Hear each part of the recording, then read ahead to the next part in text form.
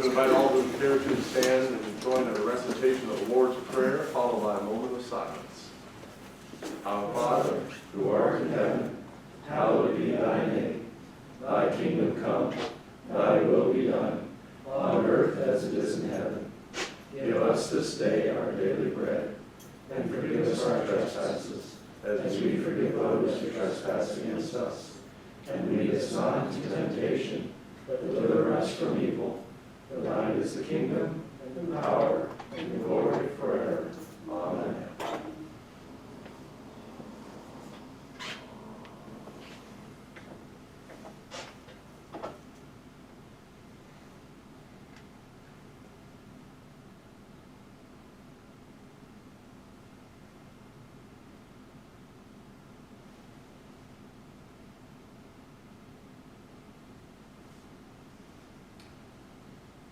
It's now 7 o'clock. Please remain standing for the Pledge of Allegiance. I pledge allegiance to the flag of the United States of America and to the republic for which it stands, one nation, under God, indivisible, with liberty and justice for all. Seated, please. Roll call, please, Mr. Crum. Mr. Robb. Here. Mr. Roberts. Here. Mr. Gates. Here. Mr. Martin. Here. Mr. McClellan. Here. I'll now entertain a motion to dispense with the reading of the journal from December the 4th, 2023. Moved. Second. We have a motion by Mr. Roberts and a second by Mr. Martin to dispense with the reading of the journal from December 4th, 2023. Discussion? Roll call, please. Mr. Robb. Yay. Mr. Roberts. Yay. Mr. Gates. Yay. Mr. Martin. Yay. Mr. McClellan. That motion passes.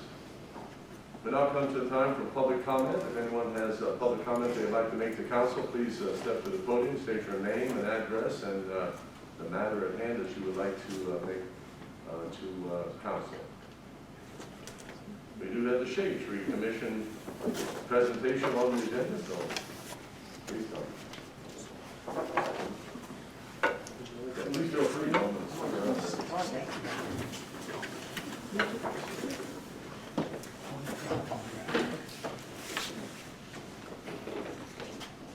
All right, well, I'll keep this brief. Me and my esteemed members of the Shade Tree Commission would like to say a few words to recognize Garland Gates for his outstanding service to the people of Shelby for 30 years. And we would also like to recognize Iona Gates, Garland's late mother, for her dedication to the Shade Tree Commission and the citizens of Shelby. Garland and Iona truly exemplify what it means to love thy neighbor and to make Shelby a better place to live in. And for that, I say thank you. And we are also dedicating a sugar maple that we planted this fall to Garland and Iona to McBride Park. I would like to thank Councilman Roberts for envisioning this wonderful idea and my other commission members for committing to making it happen. And in closing, we wish Garland and Patty all the luck and safe travels in your new endeavors. Thank you again.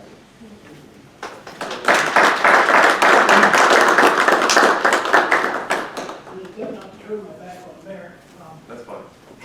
Mr. Gates drafted legislation to name that sugar maple Shelby's official tree. I asked him to hold off bringing it to council until a tree could be bought and planted. That tree is planted at McBride Field today. Has been planted since October, November. And after talking to members of the Shade Tree Commission, we decided to go a step further, and as Eric said there, dedicate that tree in honor of Garland Gates and his mother Iona. Garland for his years of service to Shelby, and Iona for being one of the first members of the Shade Tree Commission, and both of them for their part in making Shelby a tree city. This plaque that we had made will be put at the base of that tree at McBride Field, and that tree will ever be known as Shelby's official tree. You're here.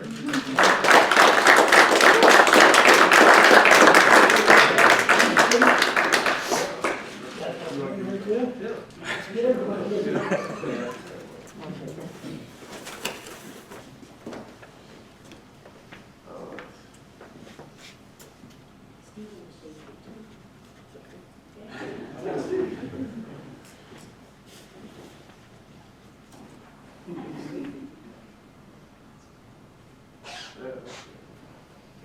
hiding?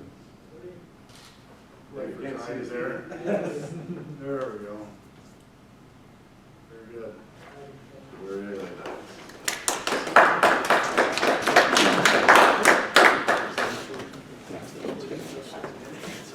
Mr. Gates. Mayor, if I may, quite a surprise, thank you, my mother was one of the original members of the Shaker Commission back in the 1970s, and later served as chair of the commission, and was, I think, did 25 years on that. That's longer than I've been on council.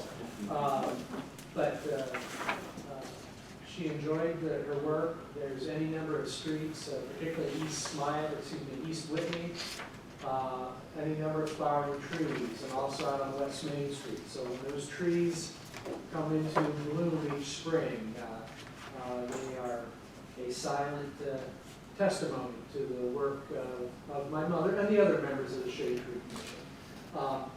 With me here tonight are my sister in the back, my sister Pat, and her daughter Tiffany, and my wife Patty back there. So I'm sure they are just as surprised to hear this honor and recognition of their mother and grandmother as I am. So my thanks to the Shade Tree Commission. Wonderful. Great tribute. All righty, are there any surprises? I mean, yes, Mr. Martin. Mayor, I ask unanimous consent to suspend the rules and move up resolution 60-2023.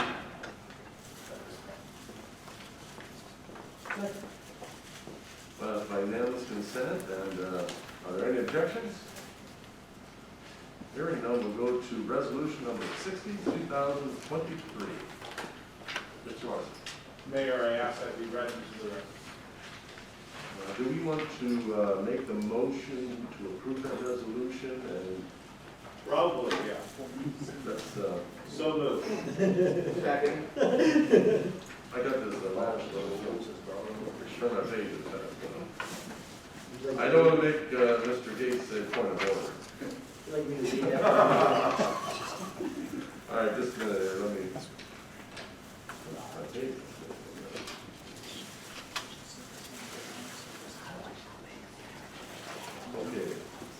The motion was by Mr. Martin and second by Mr. Roberts.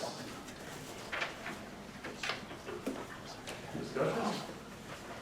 This is on resolution number 60, 2023. Discussion? Roll call, please. Oh, you want to read the resolution? Resolution number 60, 2023. Sponsors, council members Martin, McLaughlin, Roberts, and Robb. Thanking Garland John Gates for his long and dedicated service to the city of Shelby.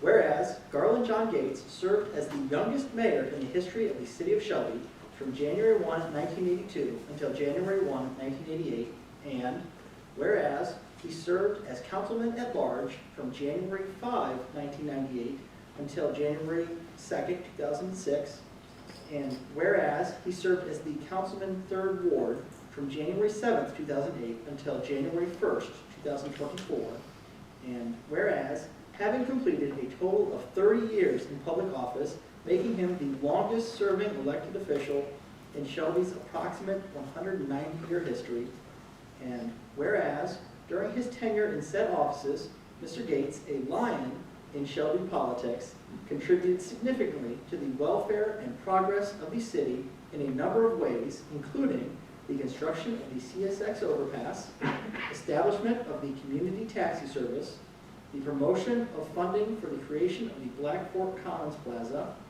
the renaissance of the Central Business District, and improvements to the city's utilities and infrastructure. And whereas he served the community in other capacities such as Pioneer Career and Technology Center GED Coordinator and Instructor, Marvin Memorial Library Trustee, Deputy Director of the Richland County Board of Elections, Planning Commissioner, and volunteer of many hours at the Fish Food Pantry.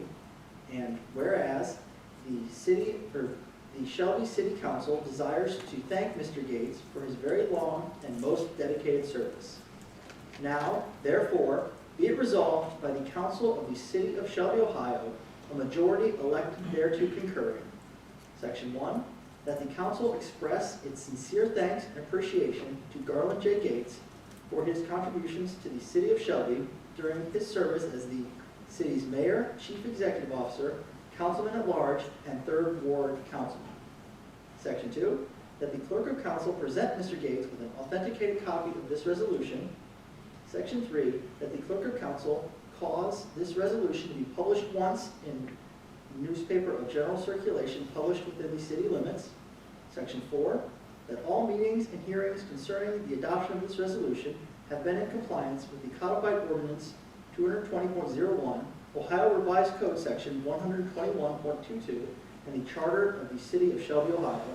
Section 5, that this resolution shall be in full force and effect from and after its passage, approval by the mayor, in the earliest period allowed by law.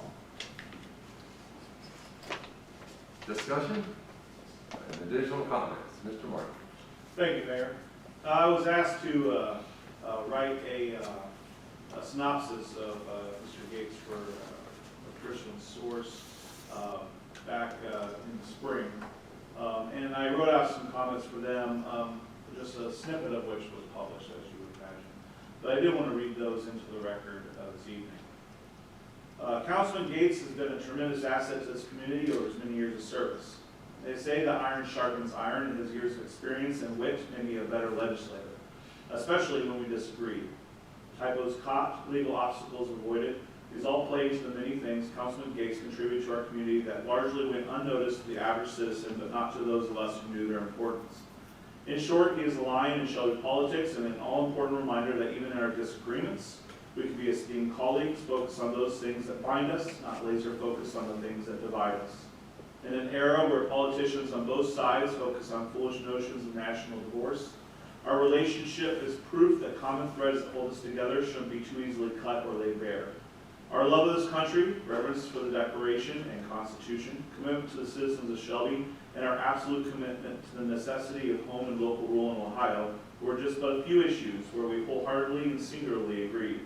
I certainly wish him the best, and this councilman will miss his towering presence on my left, or as it were, and his right, during future council meetings. Thank you, Mayor. Thank you. Well said.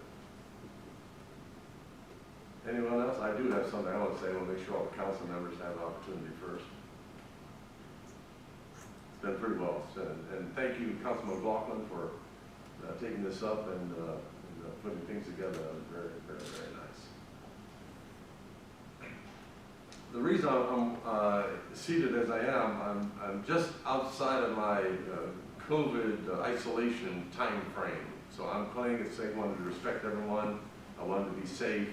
But I was determined not to miss this night. And this is a large part of it because of this being Councilman Gates' final evening serving as a council member here.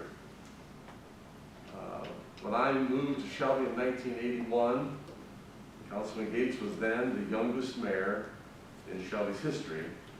And I was beginning my ministry as the youngest senior pastor in the city of Shelby. Today, we're no longer the youngest at anything. In fact, as fellow baby boomers, we're usually about the two oldest in any room. It has been my privilege and pleasure to have served nearly 14 years with Councilman Gates in various capacities. Over these 14 years, we've had our share of vigorous yet respectful discussions and principled disagreements. But through it all, both Councilman Gates and myself had at interest the very best of the people of Shelby to make this place a city where people want to live and move and worship and play. And so that was his desire and my desire as well. I may not miss his periodic points of order, but we all will miss his wealth of knowledge, political wisdom, and uncanny use of interesting metaphors. There was a pause for a lot, but that's okay. Bottom line, Councilman Gates, we're going to miss you. We truly will. And it's going to be different out here, not hearing your voice, not seeing your face. But we know that you and Patty have great plans, and Patty, may I say, I hope it's coming from my heart.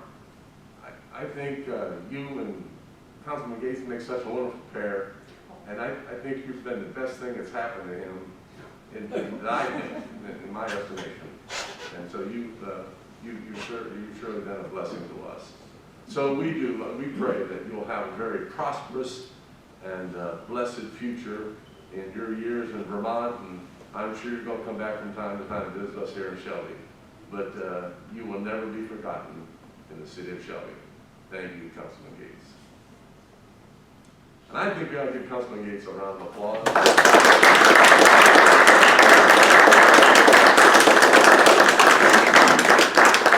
We've captured 30 years in just a few little paragraphs, but we did our little best here. Any further discussion, Mr. Gates? Mayor, any number of times over the years, I've said that there are 3 things that every person should do at some point in his or her life. One is be a wait person in a restaurant. The second is to be a substitute teacher. And the third is to be an elected public official. If someone does all 3 of those, and I've done 2 of the 3, one will certainly have a great appreciation of what it means to serve the public. So it has been more or less a pleasure. You know, there are days, as we all know, that you might think, what have I gotten myself into? But those days have been very few and far between. So I want to thank everyone for their friendship, for their words of wisdom and advice over the years. I do want to take this point to recognize the 3rd mayor in the courtroom in the council chambers. Mayor Freitag is here with us this evening. I'm honored that he could be here, mushing through the ice and snow from Mansfield over here. As I said, it's been my pleasure to serve. Any other?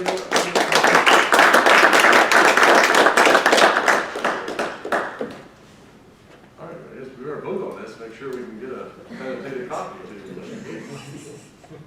Mr. Robb? Yay. Mr. Roberts? Yay. Mr. Gates? Abstain. Mr. Martin? Yay. Mr. McLaughlin? Resolution number 60, 2023, happily passes. Do you want the notated copy now or afterwards? We got a lot of work to do. All right, all right. I don't want Hades' camera to break or anything. Well, we'll move back to reports from standing and special committees. Pardon? Public comment. Public comment. Continue public comment. Thank you. Yes, sir. Hello, my name is Joe Glansman. I live in Pickerington, Ohio. My address is 8011 Banker Drive, Pickerington, Ohio, 43147. And I work for American Electric Power On-Site Partners Division. And you wish to speak to the legislation coming later on the agenda? Yes, sir. Okay. Duly noted.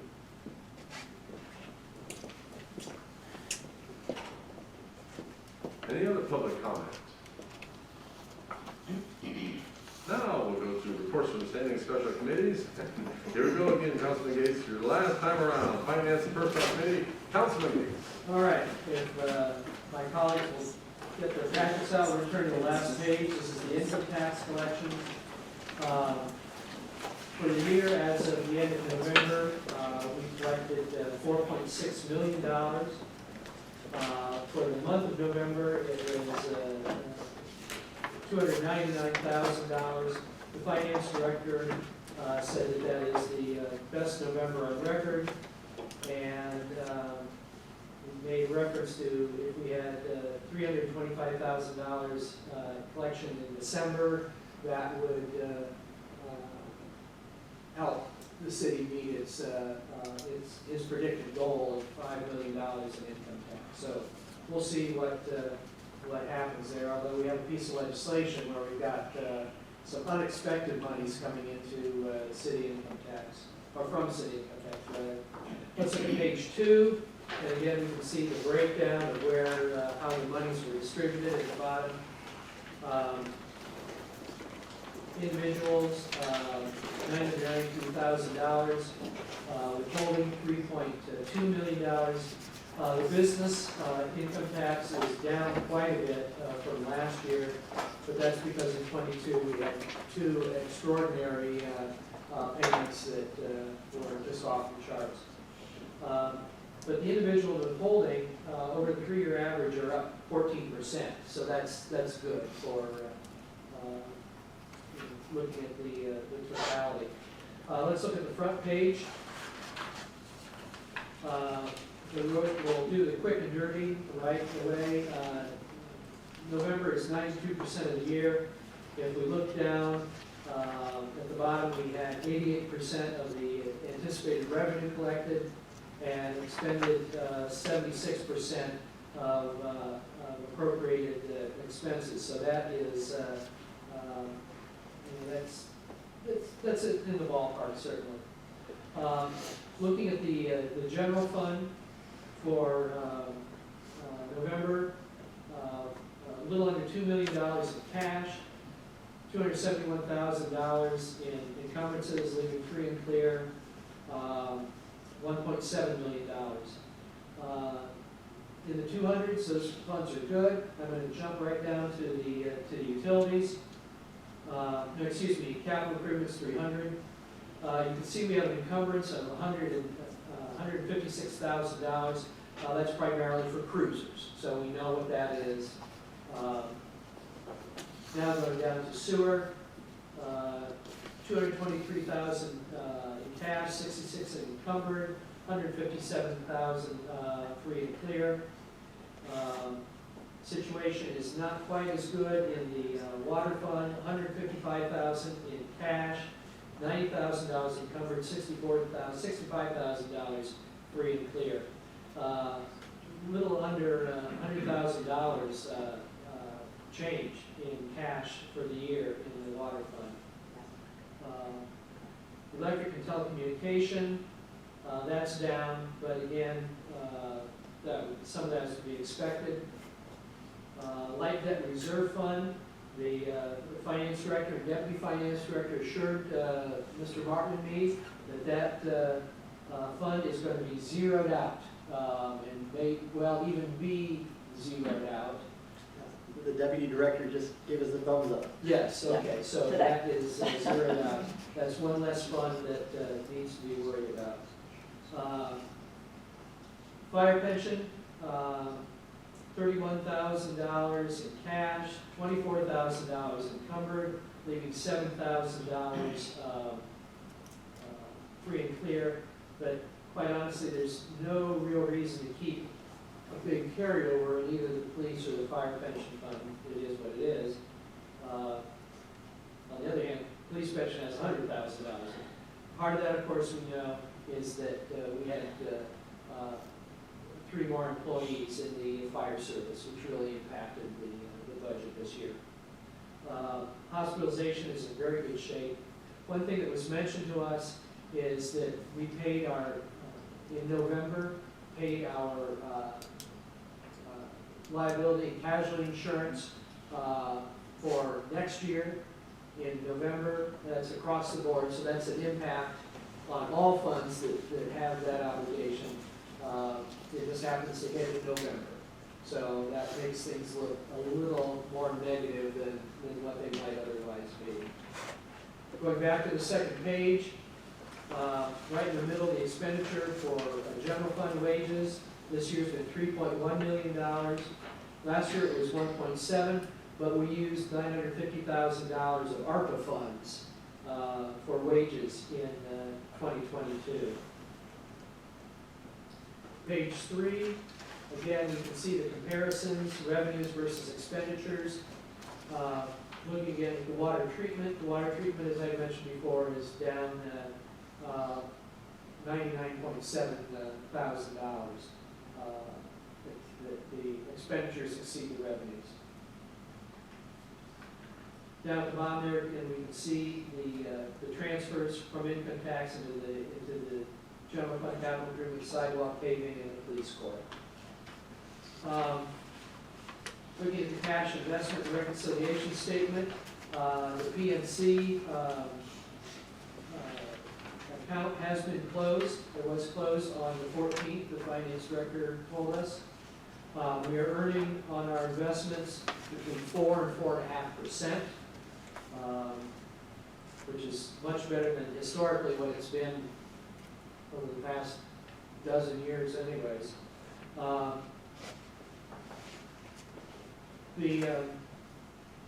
The only thing else to mention on that page is, as of the end of November, the total investments and checking accounts for the city of Shelby, $15,058,159.77. The Sugar Rush Fund is up a little bit. That's it on the financial end. Mayor, in your absence, the Deputy Finance Director reporting for personnel. Michael Friedel started at the water treatment plant. The water treatment plant is now fully staffed. In the police department, we had resignation of an officer, Justin Hoffman. The city is in the final stages of hiring one candidate, and 2 of the people who went through the police academy have finished their field training, and I understand that means that they can go out solo now. They will be working on their own out in the field. We also had a resignation, the superintendent of the electric distribution, Doug Hurst, has resigned. Those are the personnel matters that were given to us. Mayor, I don't know if there's anything else you wish to add to that. That's good. Mayor, if my colleague, Mr. Martin, or the finance director have anything to offer, I certainly wish they would.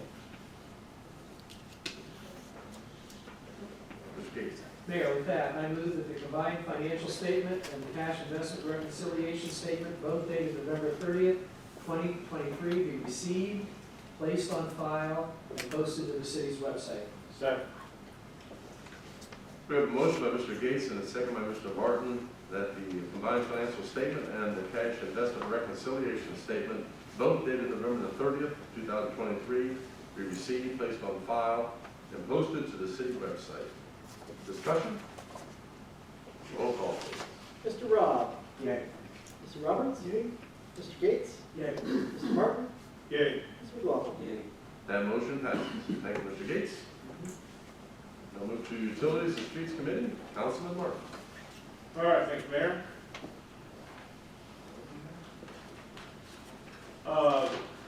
The first update we got was about the billing software update.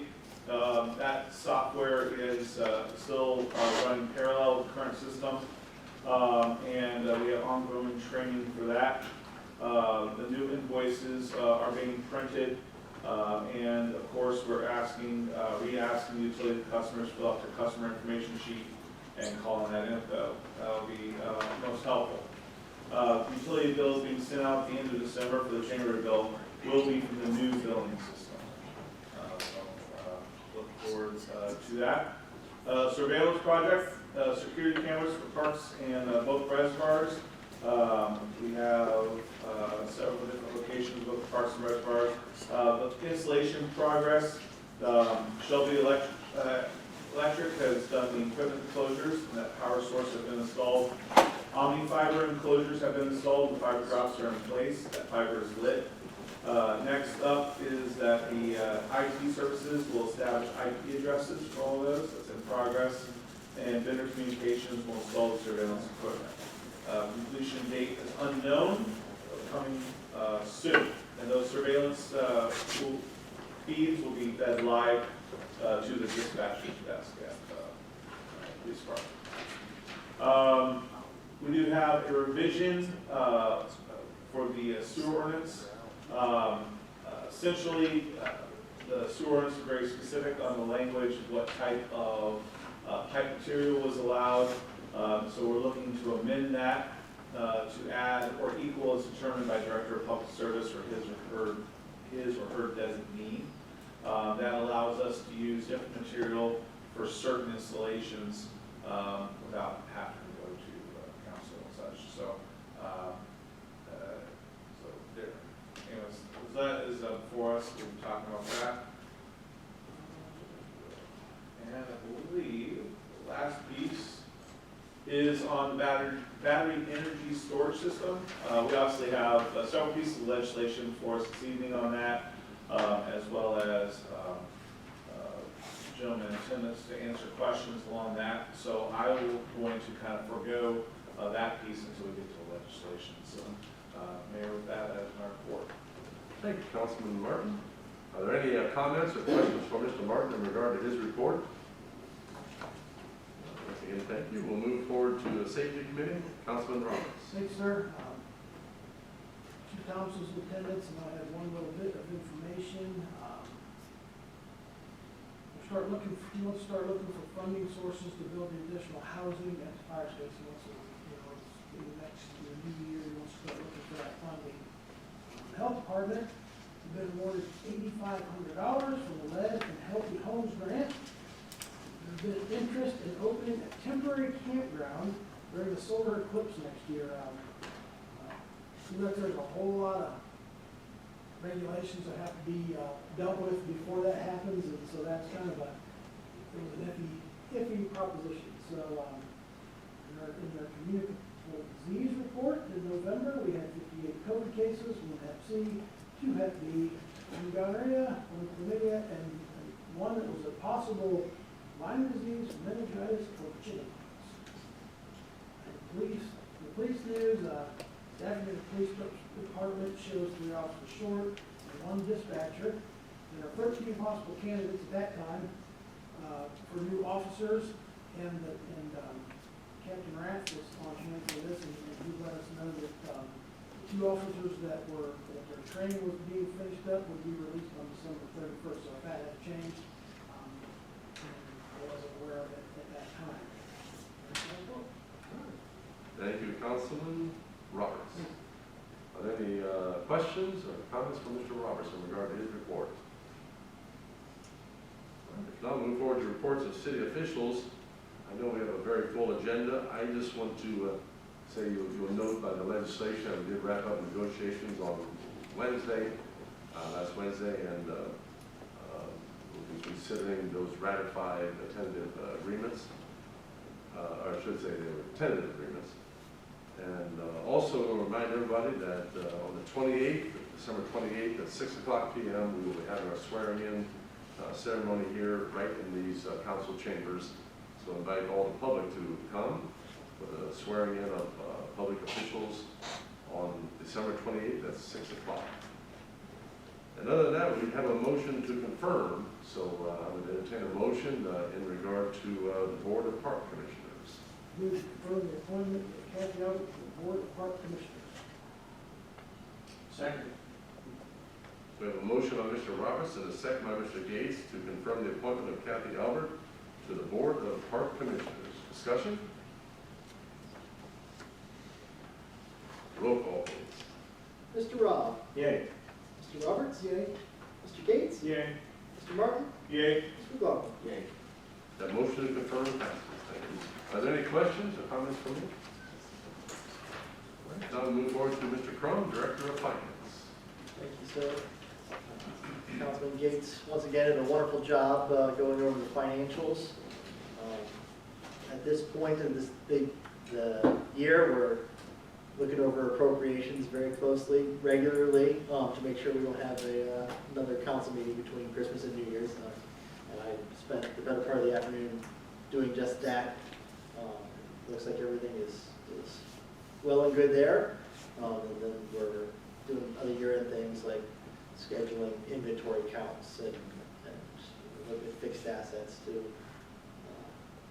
see what's written off and add and such for all our year-end books. So that's pretty much all I have, sir. Thank you. Are there any comments or questions for Mr. Crum regarding his brief report? If I may, I'd like to make a comment. We do have our Deputy Director of Finance with us this evening. Amber Cutler is here. And Amber does so much behind the scenes in our finance department. Unbelievable work she does. Also in human resources. She was working with us all day long with negotiations, answering questions, providing details.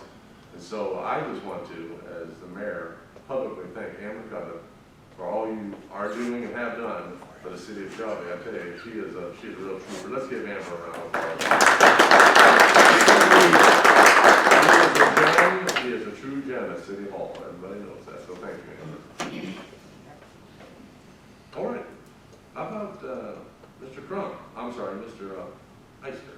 Thank you, Mayor. I would just note for council, I will not be in town December 28th, so I will not be at the swearing-in ceremony. Congrats to all of you and our newly coming officer. I have received my certificate of election and taken my oath with Judge Studer and placed that oath on file at City Hall.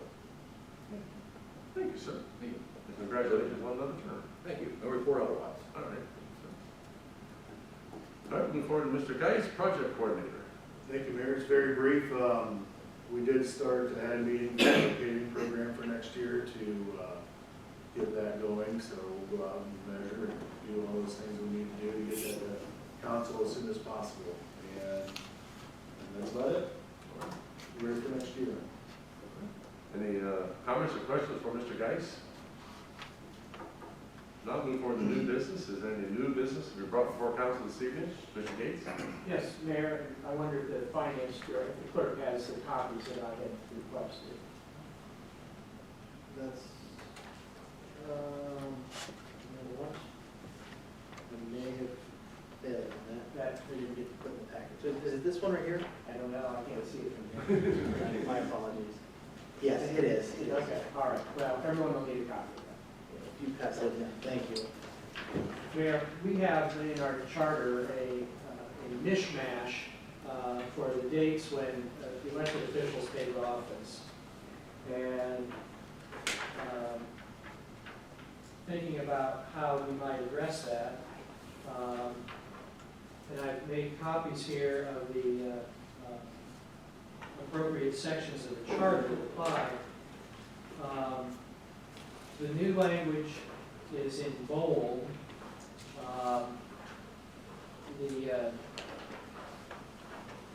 What would be removed is stricken through, and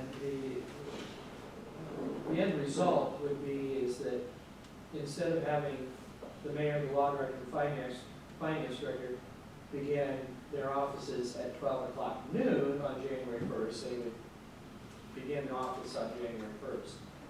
Likewise with the city council members, right now, council members' terms begin at 7 o'clock p.m.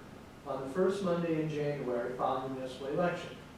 So while I'll be home watching the Rose Bowl or whatever I'll be watching, you folks will be down here on January 1st because the charter requires that. Well, the language I've drafted here says that council members shall assume office on the first day of January, and with the provision here that they still meet the first Monday in January, provided, however, that when said first Monday falls on New Year's Day, the council shall meet on the second day of January. Because the effect of these four amendments is to do the same thing, the same end result, we need not have four separate motions, issues on the ballot. They can all be one, with the ballot language down at the bottom. Shall the charter of the city of Shelby be amended in sections 7, 24, 31, and 36 to provide that all elected officials shall assume office on the first day of January. Now, I've shared this with my colleague, Mr. Martin, and he had expressed an interest in sponsoring such legislation. We do have there's a window that opens up. Well, the window's always open, but if you go too soon, you have to have a special election. So I'm sure that Mr. Martin can work with the law director on this to come up with an appropriate time to bring this legislation forward for the November election next year. So, again, it's a mishmash. You look, all sorts of other offices begin January 1st. And it's not movable for the select council, and it's not, you know, 12 o'clock noon for the administrative offices. The reason we have that is because when they wrote the charter, they plagiarized the charter of the city of Ashland. I'm not sure you plagiarize something that's in the public record, but that's where they got it. Very good. Well, we'll look forward to more action as we go forward. Any other new business? All right. Unfinished business, the Purple Heart Trail, Councilman McLaughlin, I think it was given your charge. Yes, it was. I do have an update, Mr. Mayor. So, about a month ago, Councilman Gates proposed that the city council look into the Purple Heart Trail in order for the city of Shelby to become a part of the trail. And there was a nice article in the Globe not too long after that. Well, Christina Drain and Cindy Jones, they were working on the Reefs Across America Memorial Project at that time. And they were at the Oakland Cemetery and the London Cemetery looking at all the graves to find out who had earned the Purple Heart. So they got a hold of me, and between their information, what we had at the VFW in our records of who was awarded the Purple Heart and other information, we have currently about 68 names of locals that have earned the Purple Heart Award medal. We still have some more memorials in the cemetery to look at, so we think we're going to have some more added to the list. And also, at some point soon, maybe we'd like to get an article in the newspaper, you know, requesting if, you know, any names are missing, you know, we would like to include folks that were missing on the list as well. So today, I've got about 5 or 6 emails from the point of contact with the state on this program. They sent examples of proclamations for this, and as well as the steps we have to go through. So that's my update. We'll be proceeding with the steps we have to make this happen. And I want to thank Mr. Gates for bringing that to our attention. Very good. Well, thank you for your work, and thanks for that update. We look forward to more reports down the road here. Any other unfinished business to be brought before council? If not, moving forward to legislation. Ordinance number 27, 2023, repealing chapter 1484, satellite dish antennas, of the codified ordinances of the city of Shelby. Third reading? Second. We have a motion by Mr. Roberts and a second by Mr. Martin for the third reading, ordinance number 27, 2023. Discussion. Roll call, please. Mr. Rob? Yay. Mr. Roberts? Mr. Gates? Yay. Mr. Martin? Yay. Mr. McLaughlin? Yay. Ordinance number 27, 2023 passes its third reading. I move the ordinance be taken up and passed. Second. We have a motion by Mr. Gates and a second by Mr. Roberts for the passage of ordinance number 27, 2023. Discussion. Roll call, please. Mr. Rob? Yay. Mr. Roberts? Mr. Gates? Yay. Mr. Martin? Yay. Mr. McLaughlin? Yay. Ordinance number 27, 2023 passes. Ordinance number 28, 2023, amending section 236.04, contracts, materials, and labor of chapter 236, Director of Public Safety of the codified ordinances of the city of Shelby. Third reading? Second. We have a motion by Mr. Roberts and a second by Mr. Martin for the third reading of ordinance number 28, 2023. Discussion?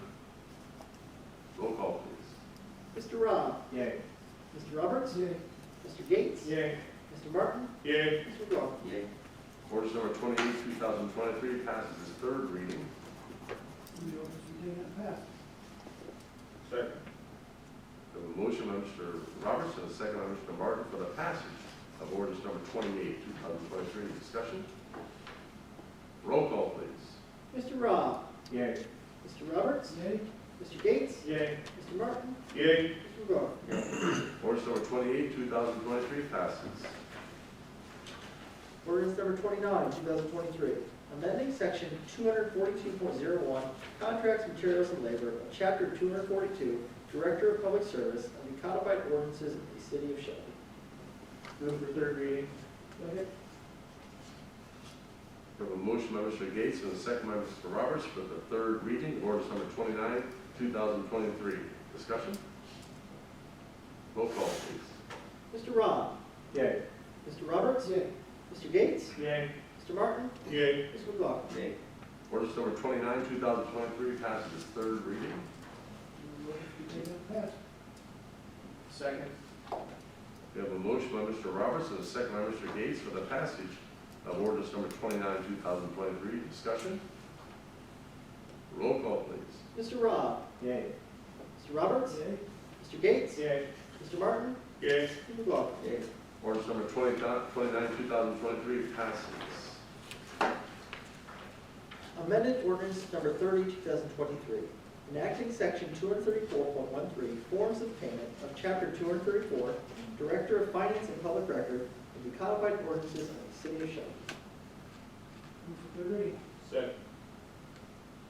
We have a motion by Mr. Roberts and a second by Mr. Martin for the third reading of amended ordinance number 30, 2023. Discussion? Roll call, please. Mr. Rob? Yay. Mr. Roberts? Yay. Mr. Gates? Yay. Mr. Martin? Yay. Mr. McLaughlin? Yay. Amended ordinance number 30, 2023 passes its third reading. Move the ordinance to take on pass. Second. We have a motion by Mr. Martin and a second by Mr. Roberts for the passage of ordinance number, amended ordinance number 30, 2023. Discussion? Roll call, please. Mr. Rob? Yay.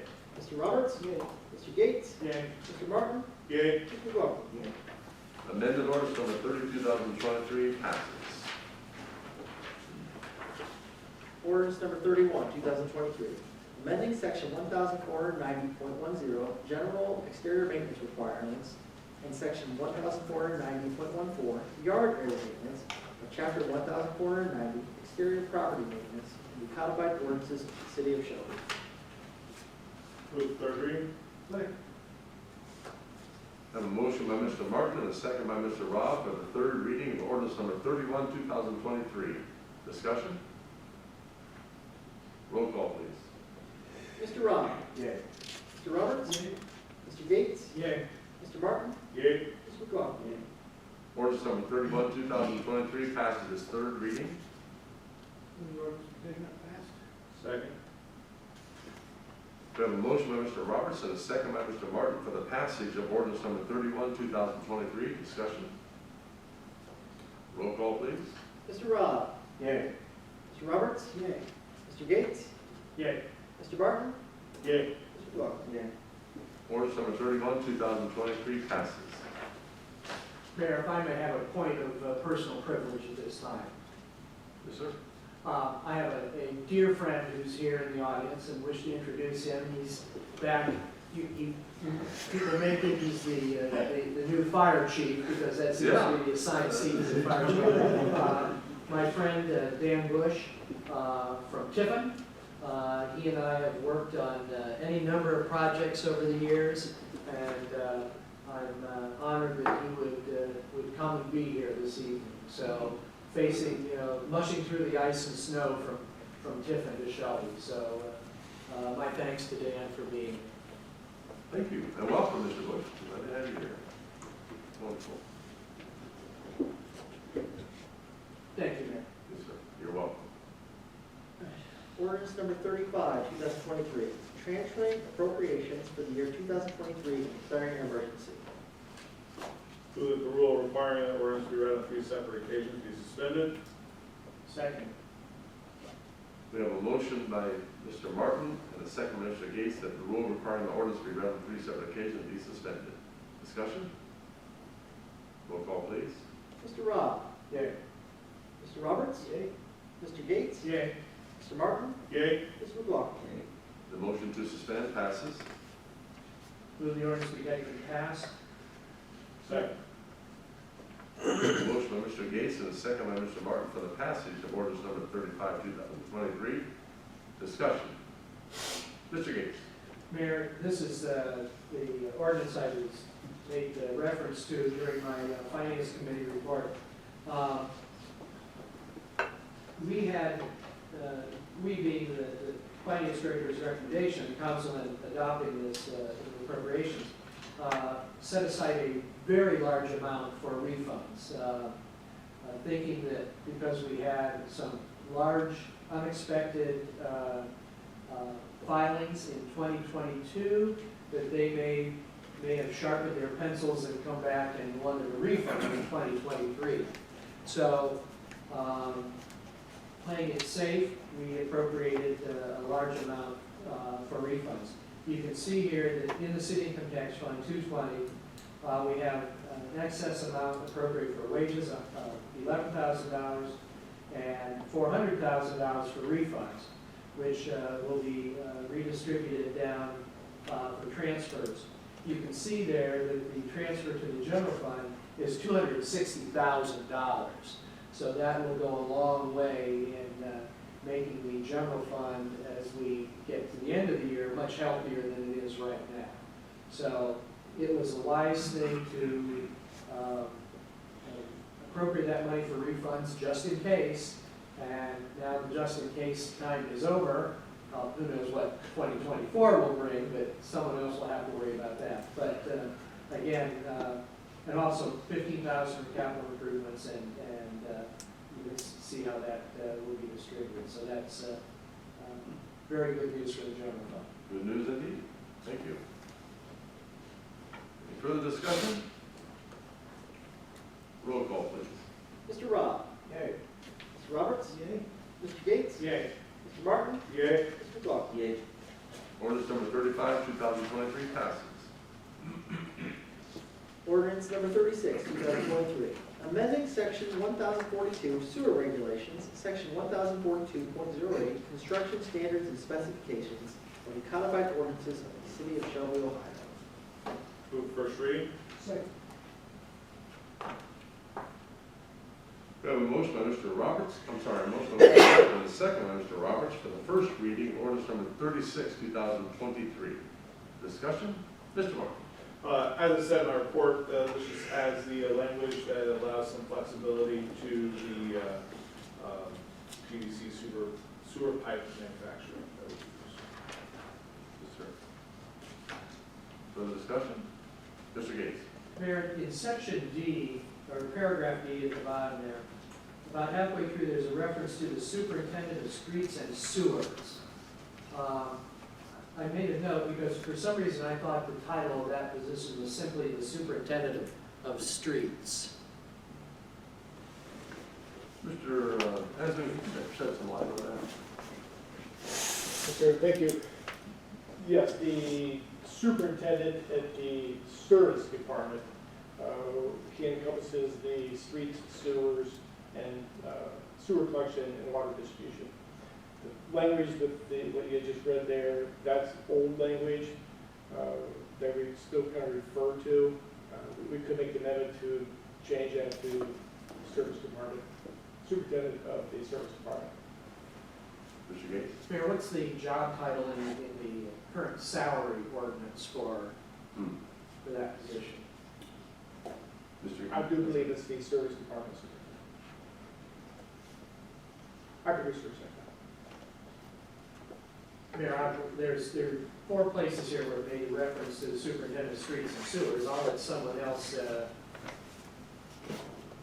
actually 5 references. I'll let someone else research that between now and January 1st, and you folks can deal with it then. Good. Good, that work. Any further discussion? Roll call, please. Mr. Rob? Yay. Mr. Roberts? Yay. Mr. Gates? Yay. Mr. Martin? Yay. Mr. McLaughlin? Yay. Ordinance number 36, 2023 passes its first reading. Ordinance number 37, 2023, authorizing the mayor of the city of Shelby to enter into contracts with the Fraternal Order of Police, number 180, sergeants, captains, control officers, and dispatchers, and declaring an emergency. I move that the rule requiring that an ordinance be read on 3 separate occasions be suspended. We have a motion by Mr. Gates and a second by Mr. Roberts that the rule requiring the ordinance be read on 3 separate occasions be suspended. Discussion? Roll call, please. Mr. Rob? Yay. Mr. Roberts? Yay. Mr. Gates? Yay. Mr. Martin? Yay. Mr. McGraw? The motion to suspend passes. Move the ordinance be taken and passed. We have a motion by Mr. Gates and a second by Mr. Roberts for the passage of ordinance number 37, 2023. Discussion? Mr. Gates. Mayor, I move the council go into executive session for the following purpose: preparing for, conducting, or reviewing negotiations or bargaining sessions with public employees concerning their compensation or other terms and conditions of their employment. Have a second. Mr. Roberts, second. Okay, we have a motion by Mr. Gates and a second by Mr. Roberts to go into executive session for the purpose so read. Discussion? Mr. Gates. Mayor, should this motion pass, I request that you, the finance director, the deputy finance director, the law director, and the police chief accompany council into executive session. Okay, thank you. Any further discussion? Roll call, please. Mr. Rob? Yay. Mr. Roberts? Yay. Mr. Gates? Yay. Mr. Martin? Yay. Mr. McGraw? Okay. That passes. We go into executive session. What time is that? 7:55. 7:55.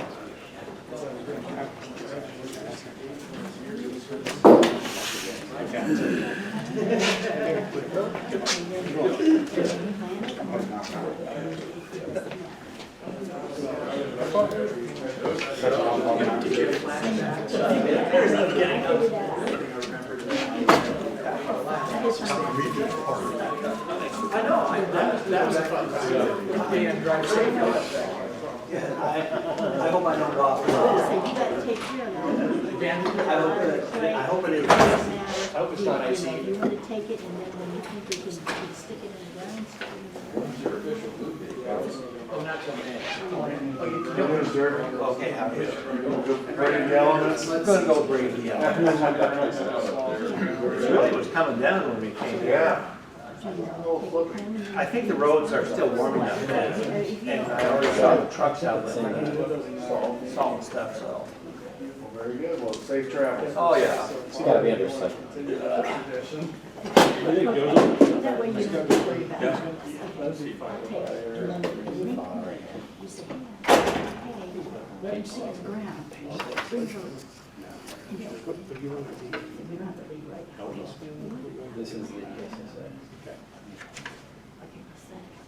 They just had a little fall. I Can't say, okay. Yeah, because when Ron was calling me,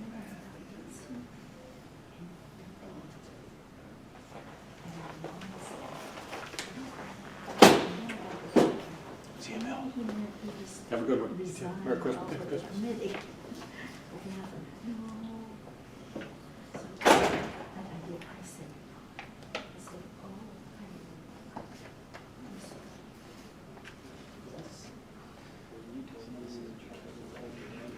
oh, you didn't say that.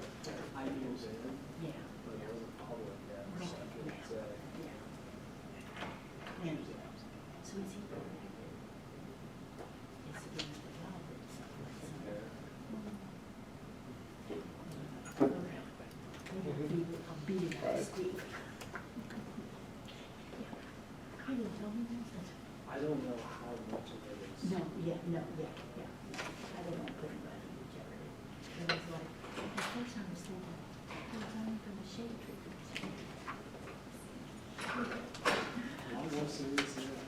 Yeah.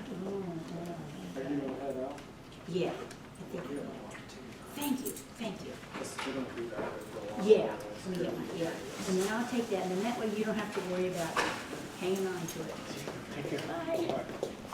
It's fun watching you guys being grown up. You did a Scary, big isn't it? grown-up job.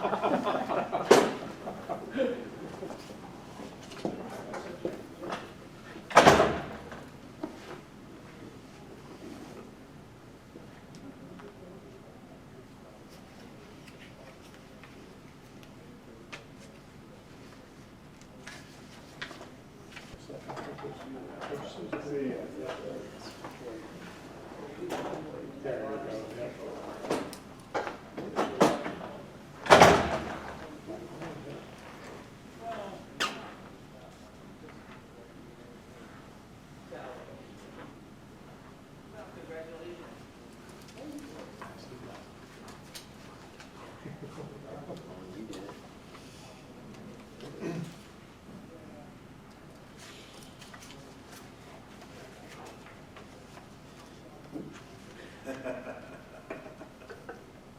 Had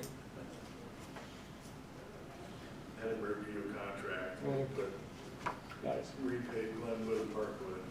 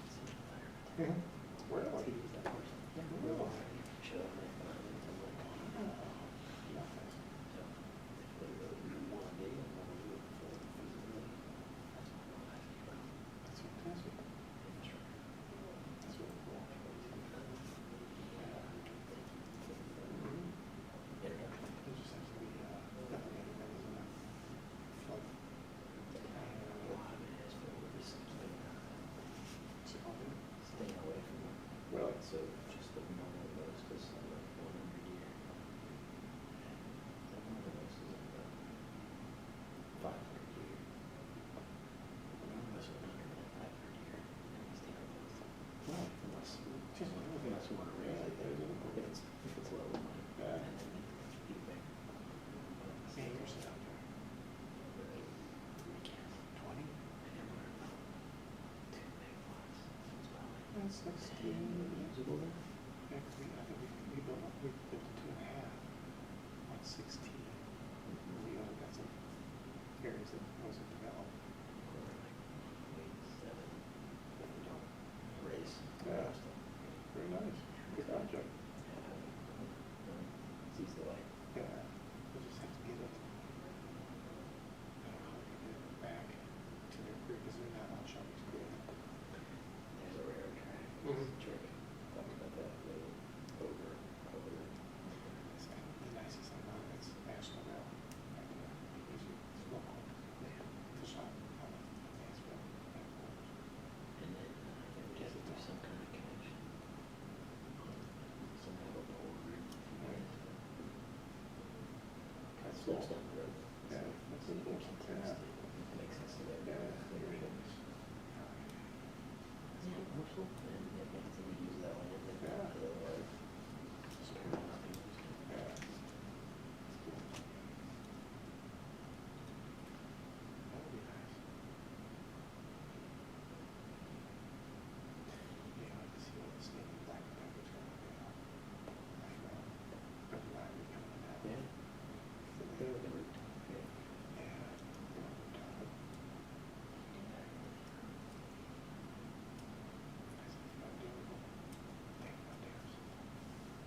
That's 2.5 million. Senior design. That's all we're talking about. Okay. That's cool.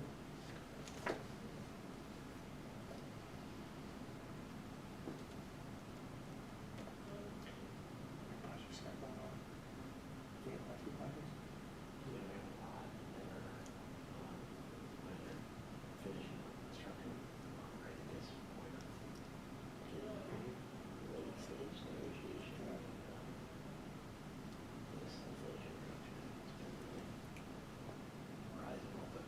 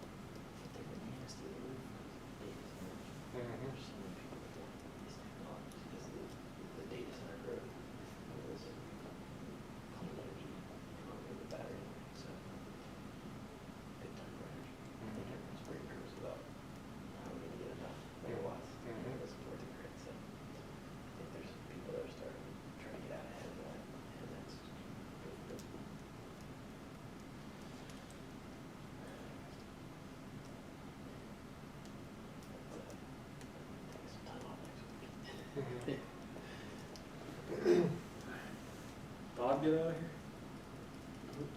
Bob get out of here? I don't know if he's out. Still off to go. We do. Hayden's over here regretting life where they came tonight. Huh? Oh, yeah. I had to be here for Garland's last meeting. There you go. If you wanted to leave now, nobody would blame you.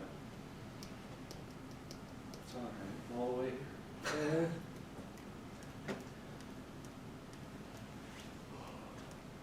The roads are really bad. I know. I didn't think it was supposed to come down this much. I didn't either. Is it still coming right now? A little bit. A little bit of. I did pass one ODOT, putting salt down 39 or whatever, so. They should have them make roads. Because you probably want to go down 13. Yeah, I just gotta cut through Mansfield and go down 13.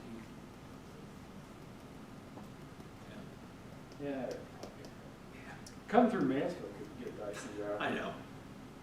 They probably haven't done anything, that's for sure. Well, they're kind of notorious for that. Yeah. Oh, yeah. Absolutely. I don't need it. I know, that's the thing, there's just no direct route When did you hit it? either Did you get- between Belleville and Shelby. That's the only thing. You basically have to go through Mansfield. Yeah, you either gotta do that or you head over towards Lexington and come up there on Ontario, Yeah. which with all the lights, yeah, it takes just as long. I didn't really start to think until. Yeah. No, there's not a good route. Mm-mm. About 15 minutes from. And the bad thing is, Mansfield hasn't been on it, which Typically, they haven't. typically they are. Yeah. Those hills over there in downtown Mansfield can get you. Yeah, luckily I got a car with four-wheel drive now, but that doesn't always get you much in ice, so. No. Which it seems like that's what this is, a little bit more ice, you're seeing actual accumulation. I think the temperature has dropped and Yeah. things are starting to freeze, yeah. Mhm.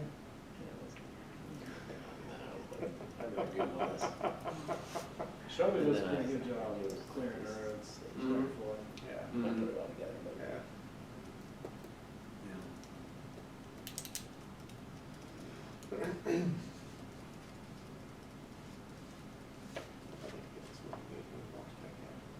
Didn't really get to use the splash pad this year, did you? No. Because they're packed. They don't want to use it now. Right, I don't have them. Yeah. Although some frozen water in that formation could look pretty. Joey's looking forward to putting the speedos on. Yeah. Don't, you know, they do those polar plunge events, we could do that. I mean, there you go.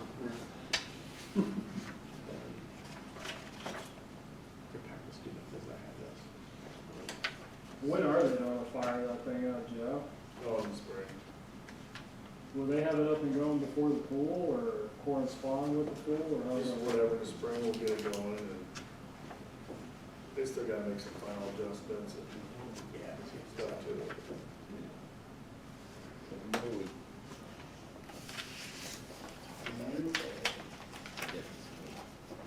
Now, how does that work? Does it just stay and run all the time or is it motion assessment or? There's timers on it, you program it to whatever, so it can run during the day and whatnot, shut off at a certain time.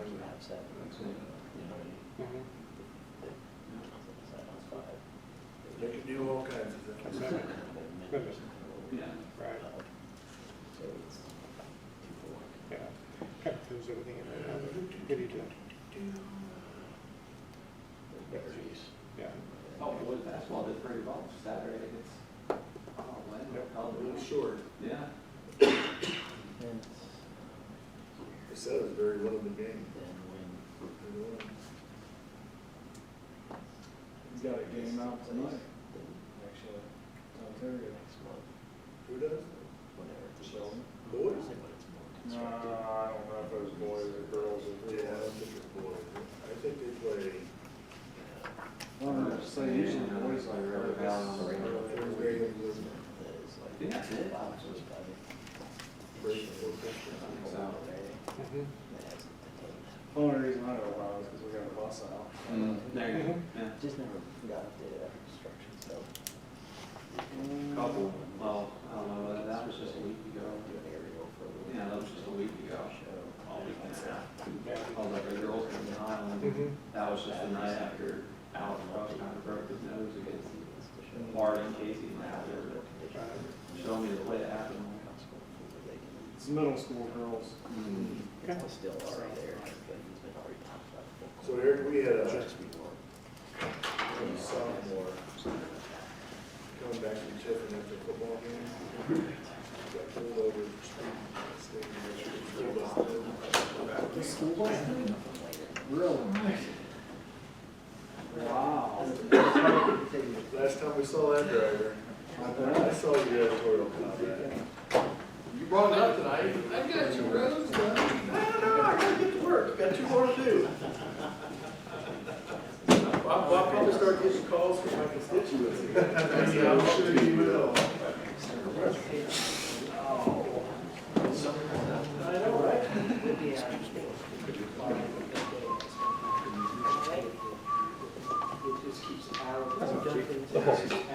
Delightful. Yeah. Between Clark. Yeah. You're coming after me, you've got 4 months here. Clark. Something like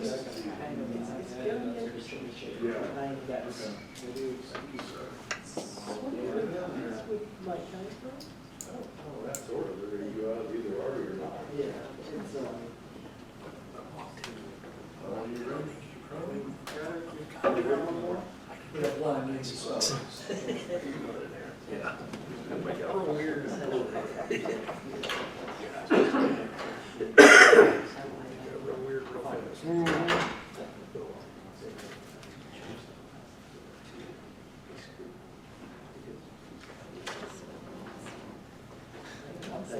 Go ahead, do it again.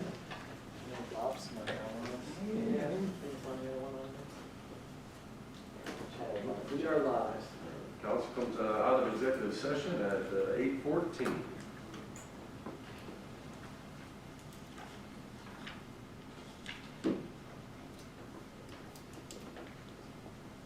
Any further discussion on ordinance number 37, 2023 on the passage? Mr. Gates. Mayor, in section 1 of the ordinance, the last line, I ask unanimous consent to change the word thought to though.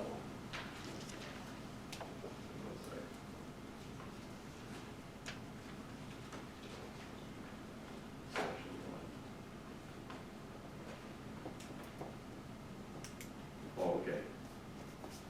Are there any objections to that change of changing the word thought to the word though? Hearing none, will be so correct. Any further discussion? Roll call, please. Mr. Rob? Yay.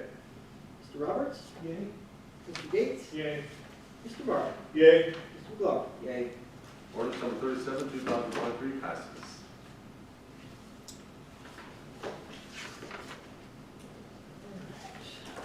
Resolution number 57, 2023, authorizing the mayor as director of public service to enter into an easement agreement with AEP On-Site Partners LLC, a Delaware limited liability company, which shall grant permission for the construction, operation, maintenance, repair, and replacement of facilities of the said company's battery energy storage system on the City of Shelby State Street property as referenced by the legal property description and declaring an emergency. Move the resolution, take it up and pass. Second. We have a motion by Mr. Roberts and a second by Mr. Martin for the passage of resolution number 57, 2023. Discussion, Mr. Martin.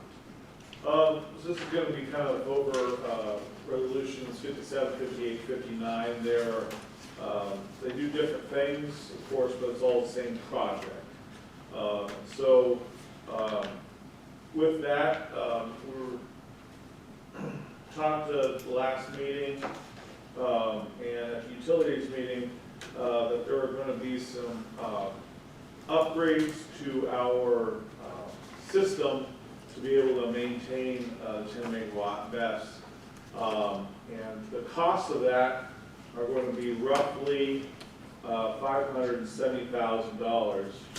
So the things that changed for you, everyone should have a copy of this, the elongated sheet. You'll see option 5, and you'll see option 7. Those are the only 2 options that we're looking at this time. They're essentially the same, except for you'll see that option 7 is $825,000 a year for the battery storage fee. $770,000 a year for the battery storage fee is the other one. The difference is that they are going to assist with essentially a loan for the substation improvements because those have to be done. Mayor, a point of order.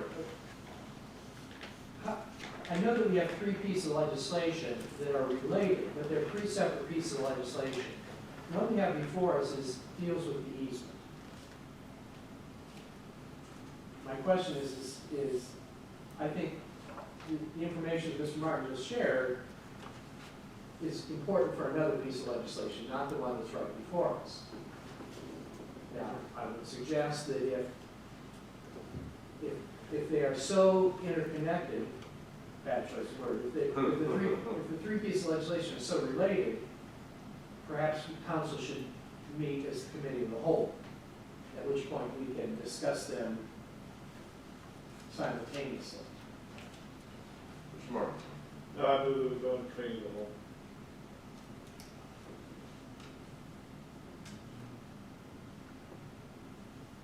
Is there a second? Second.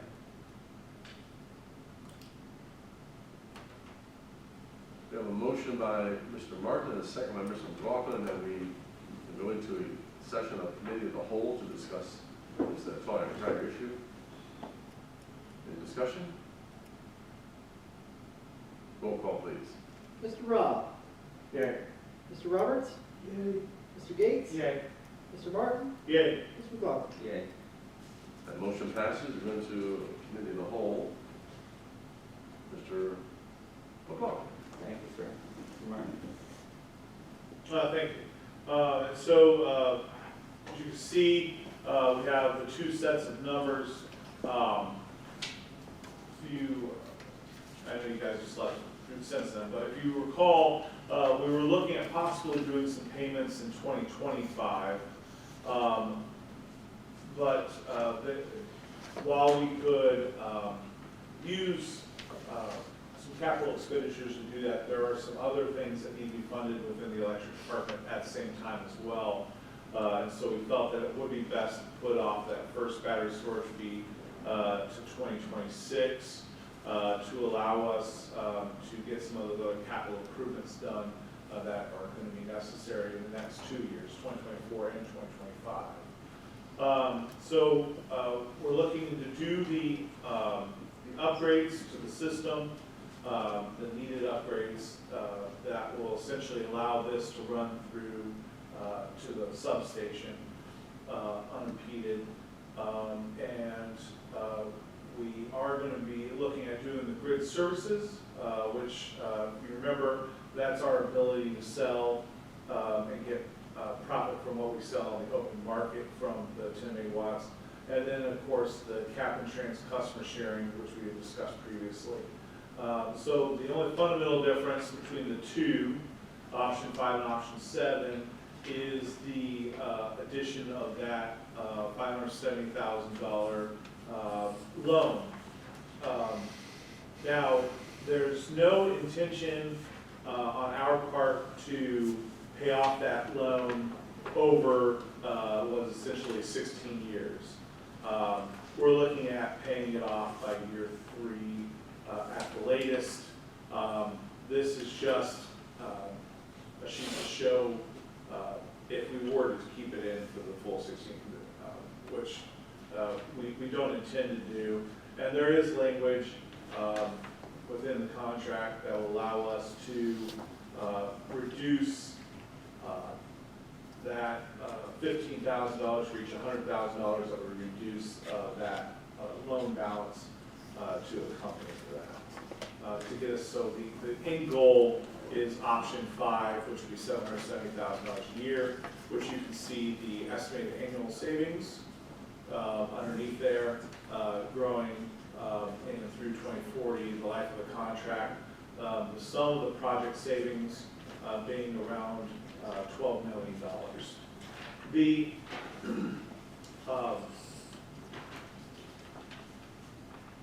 to boil it down, and we do have AP on-site partners here and I'll ask them a series of questions here. But to boil it down, if Mr. Insman came to council and said, I have a 10 megawatt generator, and it's only going to cost us around $570,000, we would jump at that. You know, we paid, I want to say it was close to $620,000 for our 2 megawatt generator. And because we know what the real savings are, we've done this for how many years now, that we know what the transmission, the cap and trans costs being reduced actually saves us. Adding the 10 megawatts is going to get us very close to being to almost a net zero with transmission costs because of being able to get to net zero during peak power, which is huge for us. With that said, we have Mr. Joe Glansman. Thank you. All right, we have him with us. Mr. Insman and I prepared a series of questions that we felt that were kind of pertinent for City Council looking at this because it does need to be done as an emergency by the end of the year. So there's some reasons for that. And so I guess the first question would be, you know, why is the rush to get this signed by the end of the year? So I would say there's 2 reasons, and the first one is project cost, and the second one is project savings or revenues. So from a cost Mr. standpoint. Glansman, excuse me. Yes. Do you have papers in front of you? You need that podium? I thought maybe if you stand here and face the council, it might be a little bit easier. Okay, great. If that's okay with you. No, I just was going It might be to know if I had a one, little but bit, yeah. you guys don't remember. Right here. Yes, fine. So, sorry to speak to your back there. So, cost, project cost is the first one, and then savings or revenues is the second one. So, from project cost standpoint, we signed the letter of intent. I believe it was approved at this council in March, and then signed on April 20th. We went out for bid for the equipment and labor in June of this year, and so we've had the pricing for this project kind of held firm with our contractors since June. And they've been great to hold it there. But past the end of the year, they've kind of made it clear that all bets are off, and that they've kind of held it to where they can. We're seeing in the market 3, 4, 5, and 6% increases on equipment prices, generation, and electrical equipment prices. So on the kind of $12 to $15 million worth of investments and projects, a 6% increase here would be almost $900,000 that would increase the project cost. We don't want to expose the project to that, so timing on cost. And then revenue, we're seeing about a 40 to 52 week lead time on equipment. So being able to get the project approved and release long lead time equipment will bring the project into service faster and start to make the revenues. And we see that the revenues there are over $1 million a year on projects, so getting those in and getting access to those sooner just helps bring the whole project price where it is. So, So you had discussed the kind of the project costs, but can you talk a little bit about, when we talk about a 10 megawatt battery set, what exactly does that mean as far as the size, discharges, and yeah, so we have a 10 megawatt battery, which means it's able to release at any given time 10 megawatts, and it's able to also pull and charge at 10 megawatts at a time. And it can operate at that maximum level for 2 hours. Also, it's a very flexible device, so you could operate it at half of that output value, and then so if you only operated at 5 megawatts, you could operate for 4 hours, and so on from there. So does that answer the question? So essentially, we're getting 20 megawatts from this if we pull it, if we use it. You could use 10 megawatts for 2 hours, you could use 1 megawatt for 20 hours, so we have 20 megawatt hours of storage, and it can be dispatched any way that is needed to fulfill the market that it's participating in, or the service, the mode of service that the city's looking for. And that flexibility is important too, because when we're doing peak power, we usually have a range, generally 2 to 4 hours, so being able to have that across that. Obviously we have the savings projections here, and it looks really nice on paper, but how confident are you in those projections, and how they've held up for projections that you've used for other sites? So I think there's a few things about the projections that I'm confident in. One, I like that it's across 3 different revenue streams, so you don't have all your eggs in one basket. You've got the grid services revenue, which is really all hours of the year that you're not in capacity and transmission peak shaving. The project will be looking for opportunities to make revenue there, and then capacity and transmission are different bill line items, but the battery will be able to access both of those. So that's one thing. The battery fee is fixed and known across there, and then and that's set by our contract, so we don't have the ability to change or increase the battery fee. But capacity, particularly transmission, has seen a lot of fluctuation in its pricing, and we've seen transmission pricing go up at rates over 10% a year and even over 15% a year in some areas. This projection is much more modest at, I think, 3% on capacity and 4% on transmission. So I think, based on what we've seen over the past 10 years, those are pretty conservative estimates. So for those 2 reasons, I feel really good about the projections, because I think they're conservative compared to the past, and we do see, and believe that the cost of delivering power and electricity in the country is going to increase, and so you will have some certainty in your battery project that its prices will increase, and they'll be kind of dispatching into a raising price environment. And in the agreements, we have a performance guarantee. You kind of brief us on that. Sure. So the project calls for our ability to, or our peak shaving to be no less than 5 megawatts on capacity and no less than 5 megawatts peak reduction on transmission. And so those amounts were set, were negotiated for by the city, and are in place in the contract. All right.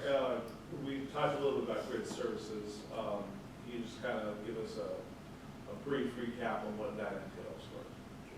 So the project contemplates 2 modes of service, and one is peak shaving, which is capacity and transmission. Those are the ultra peak hours of the year, and it really probably happens over about 100, or maybe even less, 50 hours a year. We'll be searching for those.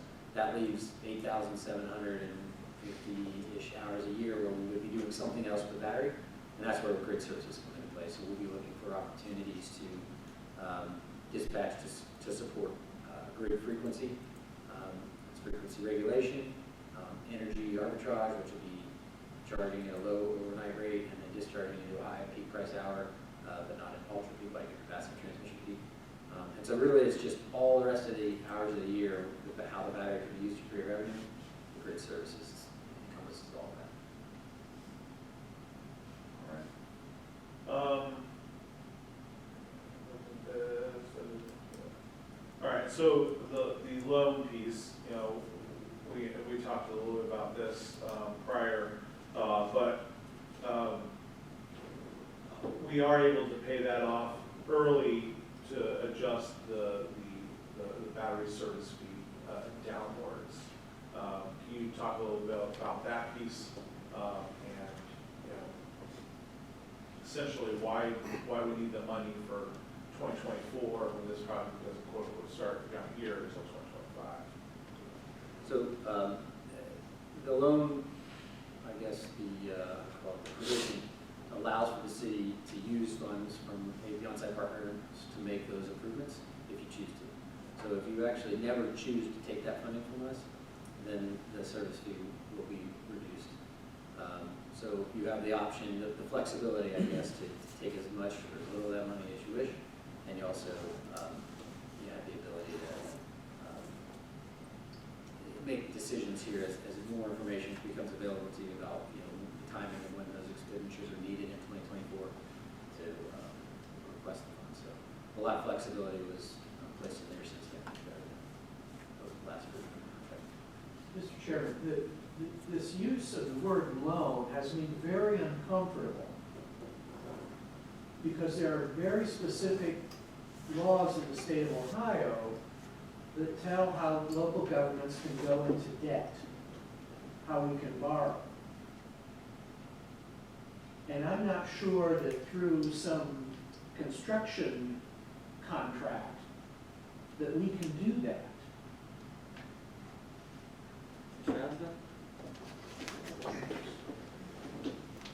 Thank you. The word loan, again, it's a loose term being utilized.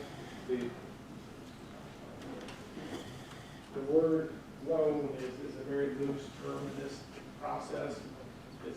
It's utilizing AEP on-site partners' money to do the work on our side. So if we don't have the cash on hand, we're going to use our fund balance money to be utilized in our capital improvement. We could, quote unquote, take a note from AEP and put it into the service fee. So it would increase the cost for the service fee for a period of time, whether it's the full length, as in the Council Martin said, we probably don't utilize it for a couple of years. Outside legal counsel has reviewed, is it legal to do this? And the short answer is yes, we can do this. What outside counsel? Bricker Graydon, What attorney? Devin Barella. Corral, thank you. Yeah. It was discussed quite heavily within the last week, whether we could do this or not. I questioned Mr. Devin this morning on this, and he came back with yes, that it is possible you could do that. Well, I read these three pieces of legislation and all the attachments, and I don't recall ever seeing the word loan in them. No, it is not. Sir, is the word loan in any of It these is not. documents? It's a loose. Then we're pulling a word out of the sky here. That's why it's quote unquote described as a loose term loan. It's just a quick terminology to explain that we could be utilizing the funds from AEP on-site partners to pay for our capital improvements. Okay. And where is that in these documents? Right here. So it's right under 6.2 under storage fee, guys.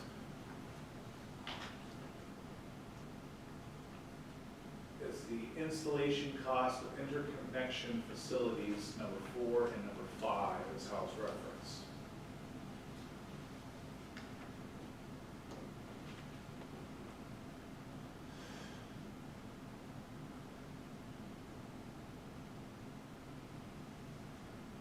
So both parties agree that the actual cost of number 5 listed in Exhibit D is less than $570,000. Providers shall reduce the annual battery storage fee by $13,000 for each $100,000 reduction in the actual installation cost of interconnection facilities, number 4 and number 5.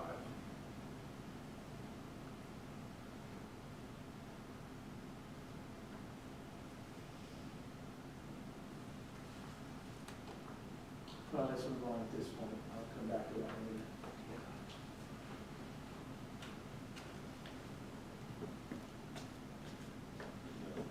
All right, with the batteries being charged, the energy being metered.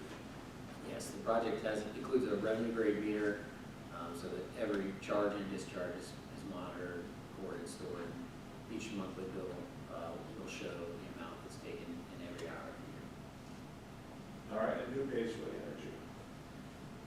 The cost of the electricity in every hour will denote whether you're in grid services or in the first order dispatch peak shaving mode, and the cost of the energy used for that that revenue stream will be split just like the revenues are.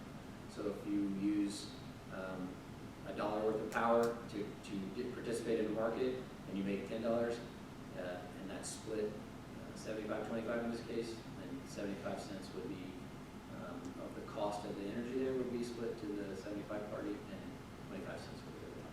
So they're split evenly, just as the revenues are.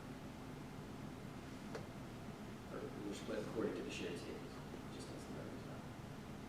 All right, and when are we hoping to be up and operational with this?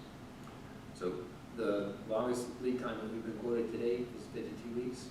We've also been told that when we make a commitment, that's when we can really start to ask for better terms. And our contracts have been set up to incentivize the contractors to, they can be paid as soon as they finish their job. So if they get something on site sooner, and our milestone payments are to pay them when it arrives at site, they won't be held up by a contract length that's longer. So we're hoping that we can pull it inside of 52 weeks. But for now, we've been told 52 weeks is the longest lead time item.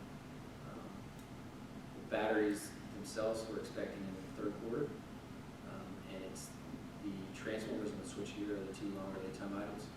And those are the ones that we'll be looking to, when we make a commitment to them, work to pull ahead and get them in our control as quickly as possible. Mr. Insman, what's our lead time on the upgrades? Range between 40 to 60 weeks. So around the same. Correct.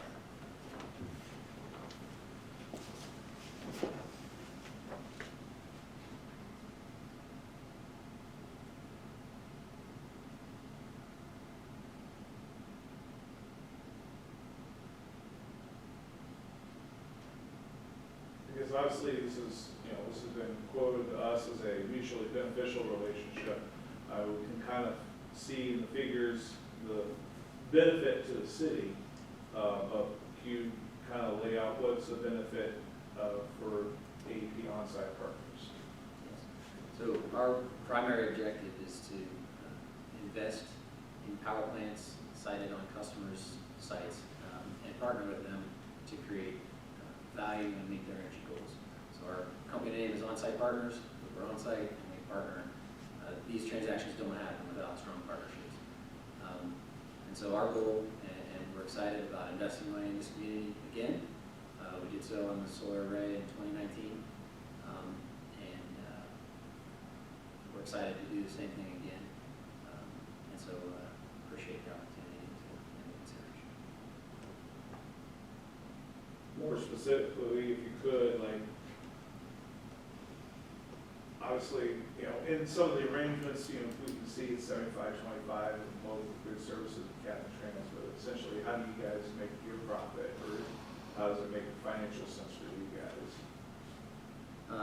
So our business model is to invest capital and then earn a return on that investment.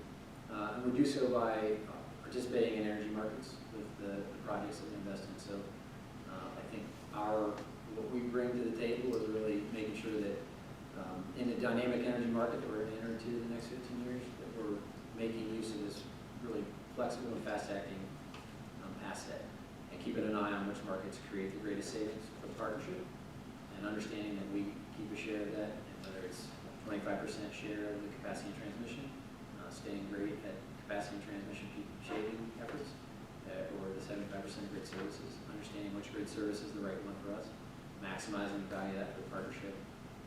And we really like the shared savings approach because it aligns incentives. And so when both parties are trying to, or benefiting from the savings, and both parties are incentivized to act according to maximize those savings and revenues. So that's what's in it for us, though, is the ability to participate in the energy markets and then earn a return on the investment through the savings we create. The equipment itself, who owns, operates, and maintains it? AEP On-Site Partners will own and operate, maintain the equipment on the project. If anything breaks, it's on us, just like the solar array today. We've not called you and asked you to fix anything that's broken there. So all those operations and maintenance activities fall to AEP On-Site. That's a question, Anybody else? Yes, Mr. Ansman, do you have anything further? Not Mr. Mayor? If you all remember, back in 2019, we were excited about the solar array, but adding battery storage to us would enhance, we always felt it would enhance what we have out there. So it was just a matter of probably the size of the storage, the best. And it would appear that the larger capacity of the energy storage and what you all can do with it, what we can do with it, but the bigger, better energy storage system does offer infrastructure changes for us, right? I'm just, that's the norm of the last meetings. So that's probably the dynamic that we were not thinking of in 2019 was, you know, what will it require for our system to be able to take this wonderful energy, this green energy, and so that's where we come up with this idea. We're going to do some of the infrastructure, and then how do you do that? Do we partner with on-site as well, having them help us out with the infrastructure enhancements to be able to take all this 10 megawatts unhindered? So I kind of lean towards the 10. I just think it has greater capacity. I think we'd be sorry if we went smaller and did not look to the future. But just, you know, for all of us trying to understand how that all kind of meshes together, I think it's easy for us to say that AEP On-Site Partnership has been a good friend of the city of Shelby in so many ways, and AEP themselves, so we have a good relationship. But maybe just the bottom line, and Mr. Hanson, maybe you can speak to this, but you and I have talked about this so many times, you know, doing the things we've done with the generators and the solar field and this and the anticipated project we're looking at, what's that do for the ratepayer who lives on West Main Street? What does this energy storage system, what can we say it does for them, just in plain simple terms? Because maybe that's what people are asking. You know, what good is this going to do for my energy rates down the road? And so maybe a little bit more on what you think that does. The project is designed to stabilize the rates first. We're in a position where we can say we have very competitive rates right now. This would allow us to maintain a stable rate structure with the hopes to be able to have a slight reduction as well. If the financial figures and the statements that are provided to council, those hold true, as you can see, every year there's substantial savings to the community. Over the period of the term of 15 years is right around that $12 million estimated right now, which could be more than that for Mr. Glassman and has shared with us today. There's potential for 12 million plus over the term of the contract.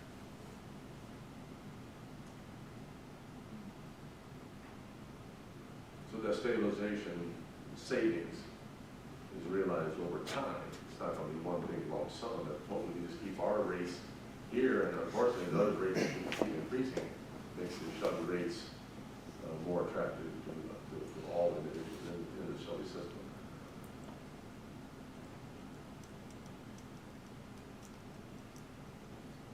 The footprint now, compared to what we talked about originally, how much different is it? Do you remember at all? I do remember that area along the edge of the solar array was carved out for a battery project. At the time, we probably thought we needed all of it for 3 megawatts.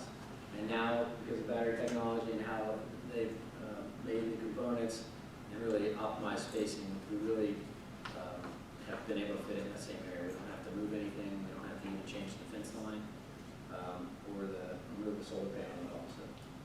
So maybe we got lucky there with the way technology got a little smaller, but we were able to increase the size of the project and not need any more space from the city.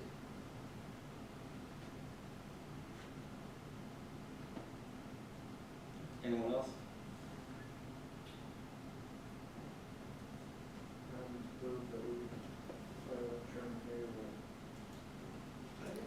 A motion and a second.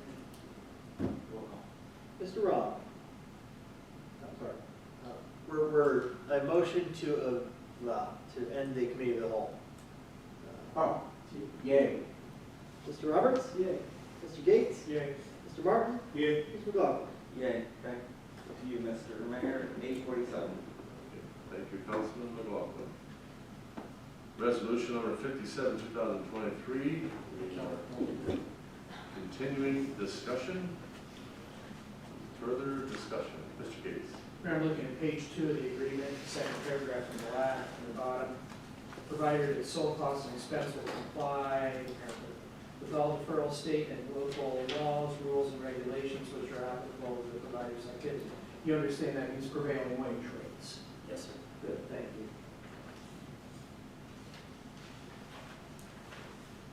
Any further discussion? Mr. Gates. Mayor, on page, it's S2, the signature page, place for you to sign. I don't see any place here where the law director has endorsed to indicate his approval of the form and correctness thereof. These were all negotiated by our outside legal counsel, so once approved by council, I'll give to that and sign it. Thank you. Further discussion? Roll call, please. Mr. Rob? Yay. Mr. Roberts? Yay. Mr. Gates? Yay. Mr. Martin? Yay. Mr. McLaughlin? Yay. Resolution number 57, 2023 passes. Resolution number 58, 2023, authorizing the mayor as Director of Public Service to enter into an interconnect agreement with AEP On-Site Partners LLC, a Delaware limited liability company for the distribution of electricity that is stored in the AEP battery energy storage system and declaring an emergency. Move the resolution taken passed. Second. We have a motion by Mr. Martin and a second by Mr. Roberts for the passage of resolution number 58, 2023. Discussion? Mr. Martin. I believe this is for the grid services and the interconnectivity.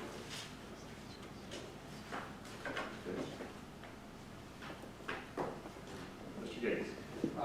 I'm looking at the second whereas paragraph. It makes, again, we know it's a 10 megawatt battery storage, which I understand can be drawn down in 2 hours. Did I hear that correctly? It's 10 megawatts for 2 hours, or 5 for 20, but it's the Okay. 20 megawatts total that can be taken in, however. Just, you know, to put this in layperson's terms, how many houses would that sustain or operate or supply?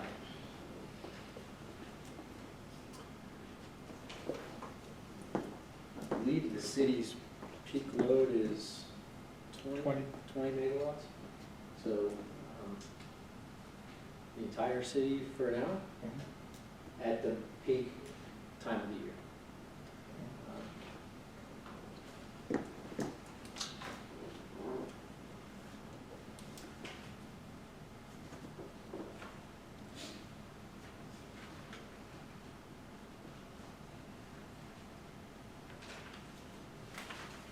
Mr. Gates. Mayor, may I assume that the law director at some point will endorse hereon his approval of the form and correctness thereof? I would assume so, since no contract is valid without my signature. That is correct.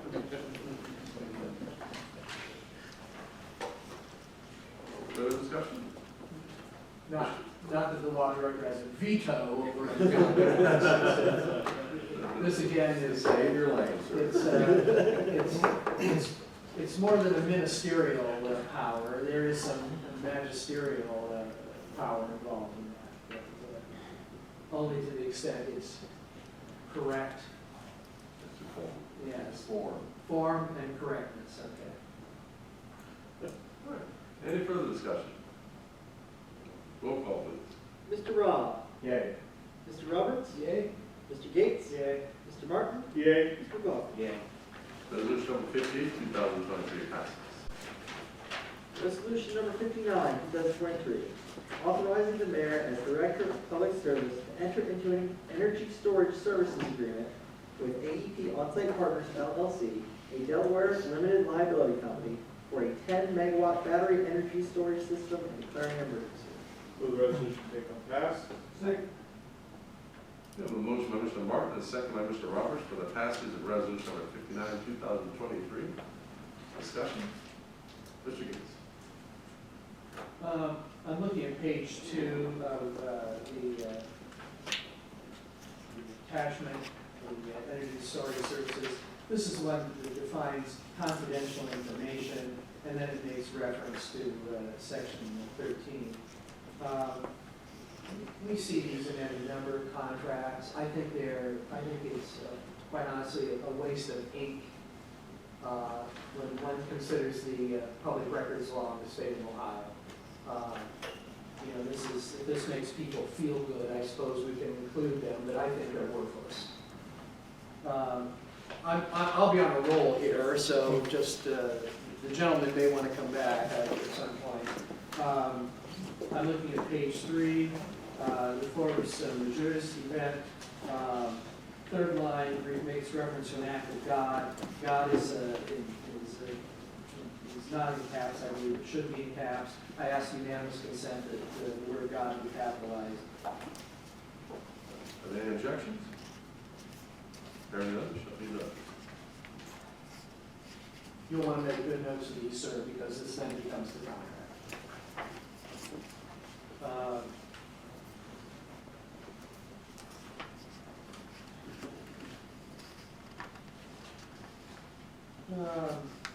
Page 3. Yeah, he's catching up with us. Okay. Page 3 under the force majeure, and then the third line down, you see that? Very I'm looking at page 6 now, paragraph C in the middle, no guaranteed COD. I understand a lot, I've been around the construction industry enough, and know things happen. Generally though, in contracts, Mayor, we tell the contractor when they're going to be done with the project. Here's a case where it's switcheroo, where the contractor tells us. That's just an observation. Again, page 7, compliance with law, paragraph E again, that includes prevailing wages.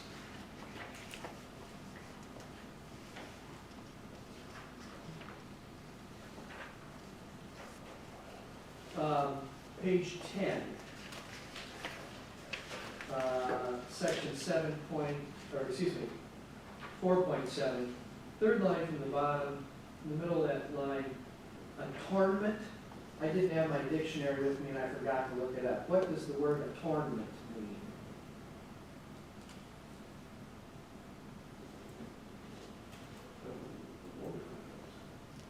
Mr. Geis is going to find Merriam-Webster for us. Change my glasses so I can read it.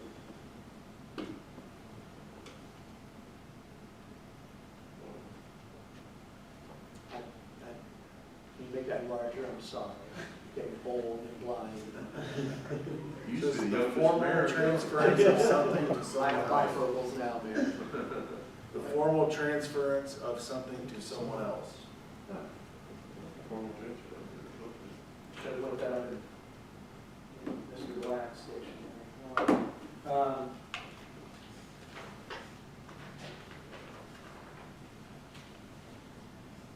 Page 12, the service fee, the $825,000. Mayor, you might imagine my, I think it's too strong a word to say, shock when I read that yesterday afternoon and did not see a certificate of the availability of funds attached to this from the finance director. I called him up, left a message, apologized for breaking the Sabbath, but it was necessary that we have certification of the $825,000, which he did provide. So my thanks to the finance director and to the utilities director for working on that. Because had we not had that, we couldn't consider this at all. Thank you for catching it. That's what you do. Some might be disappointed if I did. Page 13, 6.5 taxes. And again, the provider may charge and the customer shall pay all applicable taxes unless we provide, an exemption. I imagine this boilerplate is between two private entities and not a government. So.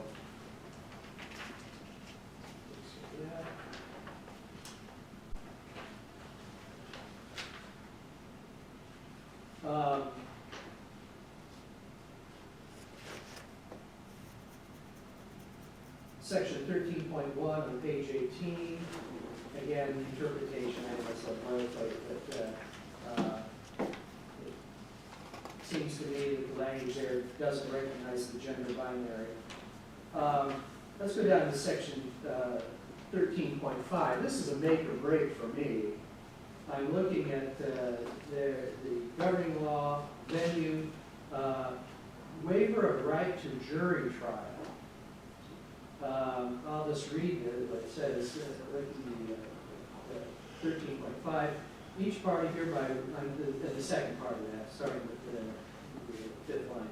Each party hereby waives any right to a trial by jury in any action, suit, proceeding, or counterclaim of any kind arising out of or relating to this agreement, whether based on contract, tort, or any other theory or of liability. This waiver is misspelled there. This waiver will also apply to any action, suit, proceeding, or counterclaim to which any third-party beneficiary is a party. Why would we ever waive our right to a trial by jury?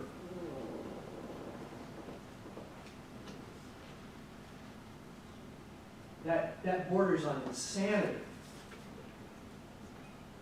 Mayor, I move that, that in section 13.5,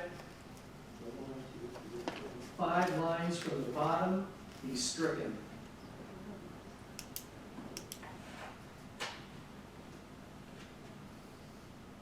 Do I have a second? Second. We have a motion by Mr. Gates and a second by Mr. Martin, that in section 13.5, the 5 bottom lines, starting with the 2 words, each party, be stricken. Discussion. Mr. Gates. Well, again, I can't imagine if I myself were in such a situation, whether criminally or civilly, that I would waive my right to a trial before I even know, trial by jury, excuse me, before I even know what the suit is about. You know, for us to unilaterally do that, I know I'm repeating, and some may say I'm, being exaggerating, but whether it's insanity or not, it's stupid. And as I said before, this is a make or break for me.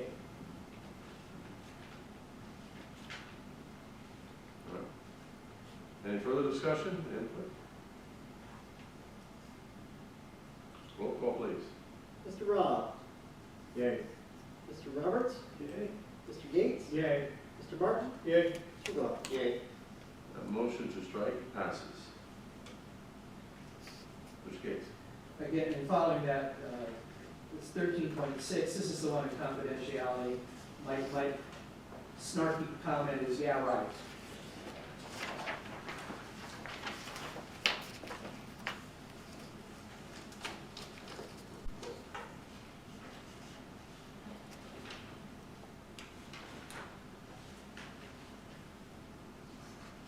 Mr. Gates.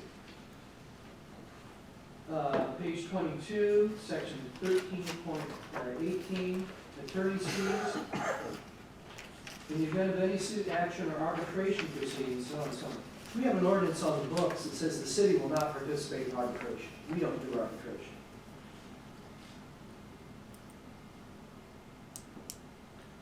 I would just note outside council did this, I always strike 13.18 as well. I don't like paying the winning party's legal fees in any case. If the jury decides that or a trier of fact decides that, so be it. But I don't advise that provision in general. Mr. Gates. Mayor, I thank the law director for his sage advice here. I move to strike section 13.18 in its entirety. Second.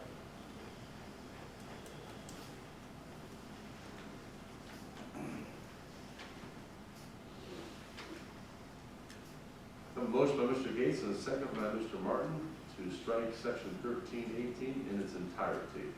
Discussion? Roll call, please. Mr. Robb? Yay. Mr. Roberts? Yay. Mr. Gates? Yay. Mr. Martin? Yay. Mr. Robb? Yay. That motion passes. assume that when the final version of this is done, when it's, that the law director will sign indicating his approval of the form and correctness thereof. The law director will so sign when he does approve the form. Any other discussion? Mr. Gates? I want to thank the gentleman here from AEB on-site partners. I hope that Mr. Ensman warned him in advance that Mr. Gates would have plenty of questions. This is my last hurrah after all, and I want to make sure my constituents get their money's worth. They did. I think so. All right, any further discussion? Roll call. Wait a minute. Yes. This, you know, we always knew that once we had the solar array, we knew that that was part one, and part two is going to be this battery backup system. And so, you know, I'm glad that it's not quite here, but it's on its way, and that the city of Shelby is going to be better for having had it, for having it. Yes, agreed. Mr. Henson? If I may, Yes, you may. address council with this. There was conversation about the new term of note, that's a little bit ago. I just going to read the statement from Devin Perrin from Burger Braden. The question from myself was, not sure if I missed this one, but with the capital investment necessary for the project, can AEP on-site legally, quote-unquote, loan Shelby the money, provided Shelby goes out for a competitive bid for the distribution upgrade? If they can loan, quote-unquote, us the money, then we would just follow the language of the ESSA interconnection agreement. Correct? Question mark. The reply was, yes, period. So long as you go out for a competitive bid, you are fine, period. End quote. That was from outside legal counsel, Burton Gray. Thank you. Thank you. Further discussion? Roll call, please. Mr. Rob? Yay. Mr. Roberts? Yay. Mr. Gates? Yay. Mr. Martin? Yay. Mr. Moore? Yay. Resolution number 59, 2023 passes. And now we're at the miscellaneous business. And miscellaneous business is about 4 council seats. You asked if I was going to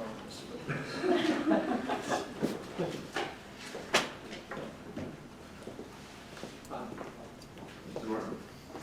Well, that's already been said, Mr. Gates' final time. I do have a question for Mr. Gates. I would love on the record. What is the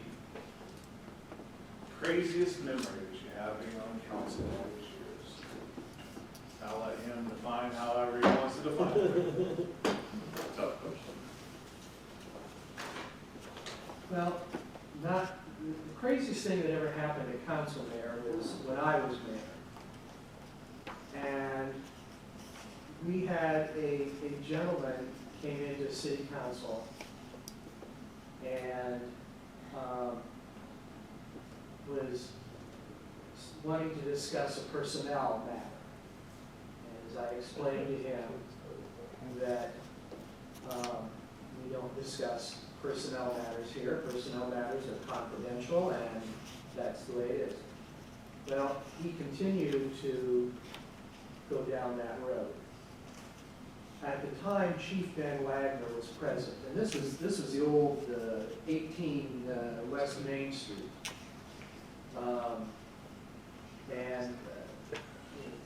The gentleman did not cease. I called him out of order and asked the police chief to remove him from council chambers. As the police chief approached him, the gentleman reached into his pocket, pulled out a knife, and opened it up. And the chief was able to grab his arm and escort him out of council chambers. And I was stunned that something like this would happen. Well, the next day, I'm in my office, and I see the chief walk by. I said, "Chief, you got a minute?" He came in. I said, Chief, when Mr. opened up that knife, what went through your mind? Well, he leaned forward in his chair, and he said, Garland, he never called me by my first name, it was always Mayor. He says, Mayor, here's what went through my mind. Oh shit, I don't have my gun.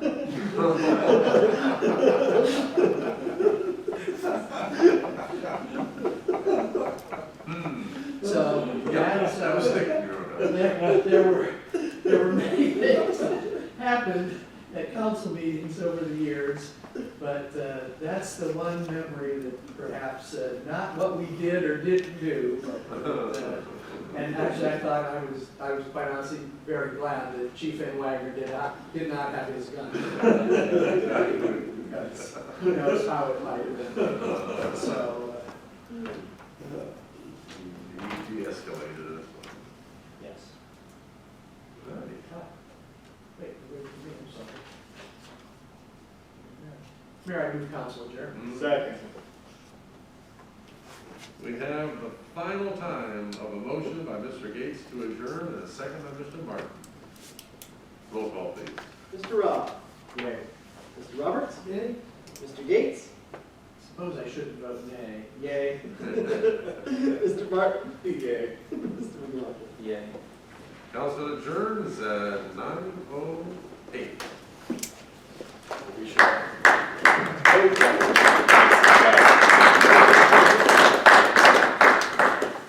Not that we don't want you here.